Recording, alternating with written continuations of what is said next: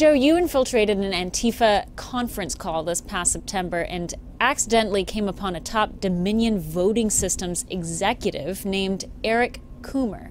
Describe that call and what it led you to find. It was interesting how the call started. Somebody says, "Who's Eric?" He says, "Eric's a Dominion guy." Someone actually said, "Hey, go ahead." I told him to continue speaking. And someone interrupts and says, "What are we going to do if effing Trump wins?" And Eric responds, and I'm paraphrasing this, by the way, "Don't worry about the election. Trump is not going to win. I made effing sure of that." And then they started laughing, and somebody says, "Effing right." At that point, I thought to myself, this guy's crazy. These people are crazy because they think that they are, Jedi warriors and they can just will themselves to Trump not winning. Fast forward to just after the election, Altman sees an article concerning Georgia's last-minute Dominion voting software updates. The article cites Eric speaking on behalf of Dominion. Altman remembers his September call and begins to dig deeper. But I did do research on Eric, and so I just put a simple Google search to start, which was Eric Dominion, Denver, Colorado. And Eric Coomer came up immediately under Dominion voting systems. Anytime that there was a press release, Eric Coomer was the one giving that press release. Anytime that they were pitching the product to different municipalities, he was the one pitching the product.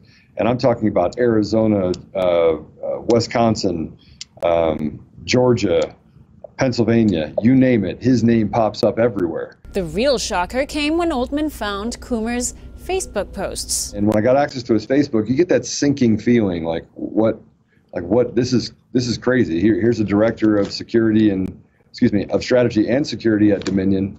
And when I got into his Facebook page, that's when things really started to kind of come together for me that Eric Coomer was this, that he was not just Antifa, he was responsible for putting his finger on the scales of our election. Posts including the Antifa Manifesto, vitriolic posts against all Trump voters, song links like Dead Prez and F the Police and F the USA. Altman says Coomer had the title and the power to exercise his vitriol through Dominion. If Coomer is investigated and found to have indeed tampered with a presidential election, such an action could be tried for treason. Unfortunately, the question is, will the FBI step up to investigate? For more on this interview and others, tune in for OAN's upcoming investigation on Dominion. Chanel Rion, One American News, Washington.